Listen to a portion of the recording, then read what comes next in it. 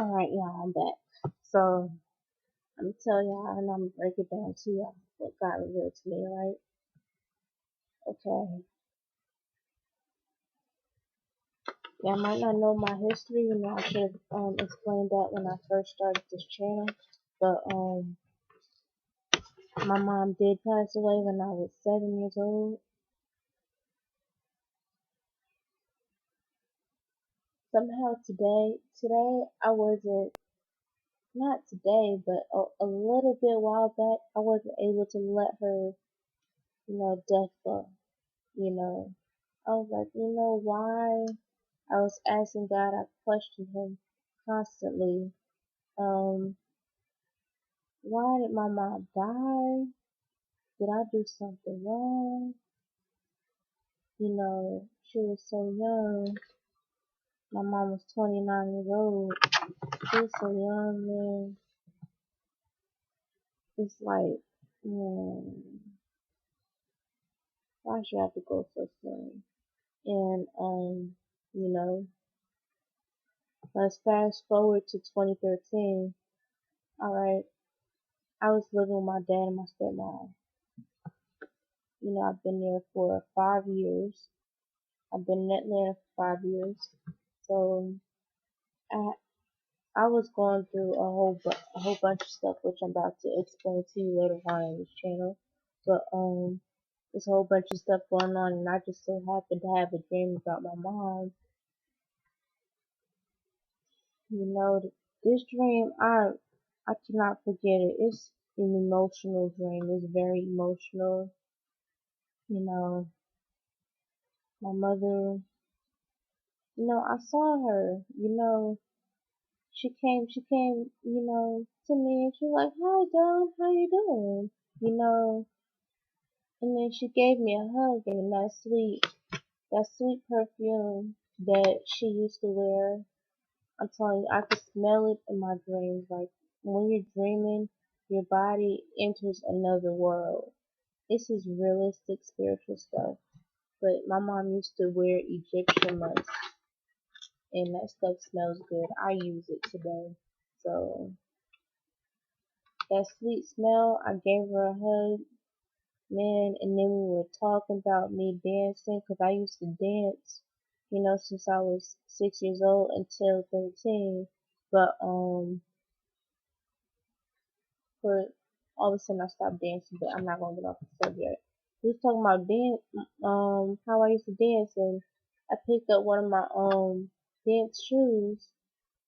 We were just laughing and carrying on, talking about different stuff.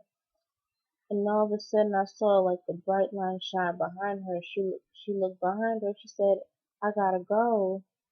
I'm looking at her like, "Where you going?" You know, I'm trying not to cry right now because that dream was emotional. I'm not gonna lie to you. That dream was emotional. I'm like, where you going? I just saw you.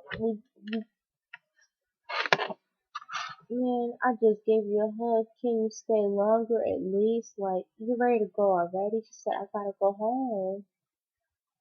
She said, "I gotta go back up to heaven. I have to go home." I cried like a baby in that dream. She tried to stop me from crying, and she wiped me tears. The tears started running down my eyes. She was like, "Don't cry, you're gonna see me again. Don't cry. Just, just don't cry." And I was like, "Can I come with you?" And then that's when I woke up and I was still crying afterwards. Still crying. And like that dream was emotional. I can't forget it and I will never will. It's like dream like you don't even have to write it down. That's something you never forget. Now that I'm walking in the path of God, I'm having these crazy dreams like, okay, I had a dream about my dad, you know, cause I moved out of that house cause it was just so much stuff going on. I'll explain that later. But, there's just so much going on, like, over there. I couldn't take it no more. I left. First I went to Jersey, you know, And then I talked to my grandmother, said I could come down here to Florida, so I could at least go to school and get back on my feet. If had I stayed in Jersey, I probably would have got killed along with my cousin. So I know something was telling me, you need to go get out and be introduced to a new avenue. You know, my grandmother talked about it. But it's just so much. Mm, let's get back to the subject. Where was I? Um, I had a dream that I had came back to get my stuff, the rest of my stuff, like my picture albums. I still got albums over there, and I was getting the rest of my things. I saw Dad on the stairs. He was just sitting there depressed. I said, "Are you okay?" He started crying. I said, "Dad, are you okay?" It was like I wasn't there. I was invisible. I was like, "Dad, hello, are you okay? Are you okay? Can you answer me?" So he was just sitting there crying. All of a sudden, I wake up. I'm like, "Dad is depressed." I can still feel that now. Like when you fast, and then when you know you think about a certain person, you start to feel what they feel like. Sometimes, when you fast for a long time and then you call a family member, in your spirit something's not right, and then you just go ahead and ask them like, "Are you okay? Like, you don't sound okay. Is something wrong?" You can hear it in their voice that they try to hide it, behind a laugh or behind a smile. I know because I experienced it. Me, I lost a whole bunch of people, but I covered all that up by laughing, laughing, laughing, joking, smiling.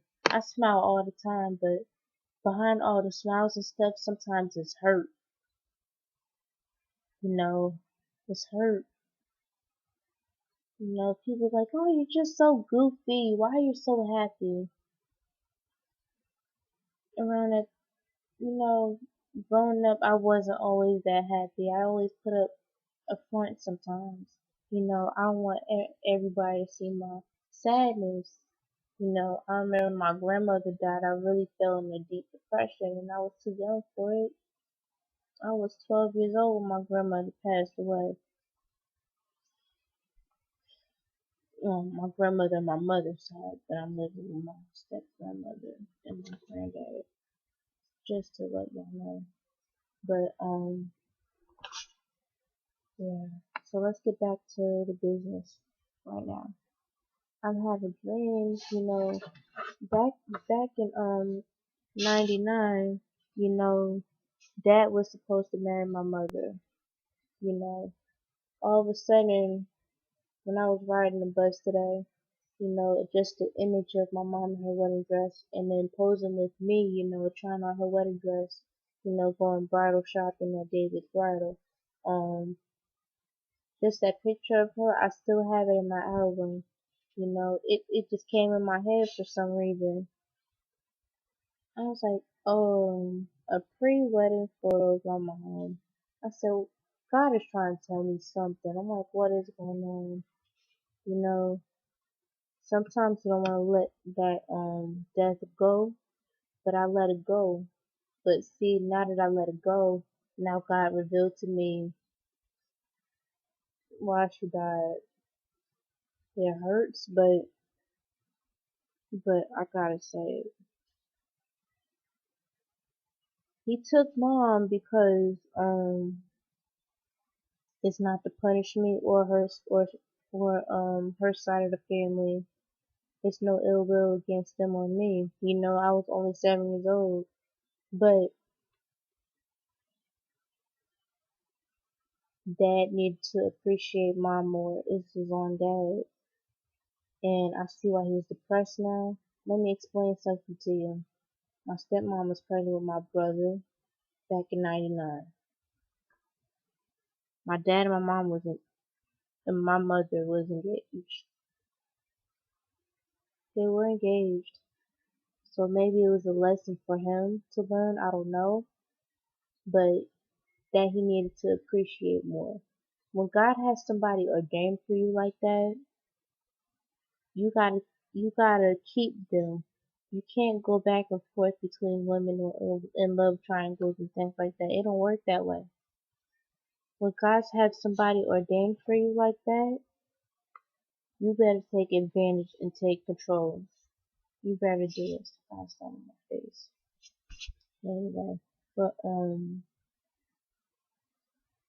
when Mom passed away,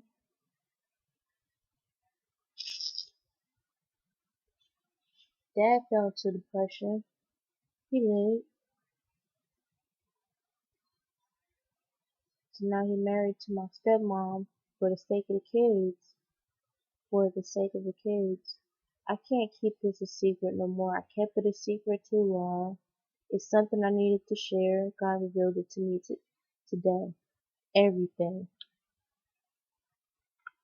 Like I kinda knew what was up, but I didn't get confirmation on it. I knew what was up. This video needs to be um it needs to be said. You know, God took my mom to teach somebody a lesson. And I wish that somebody learned this lesson now, because when God has somebody ordained for you, like Dad, alright, when she died, he didn't know what to do.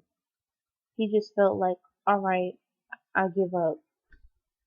I'm not trying no more.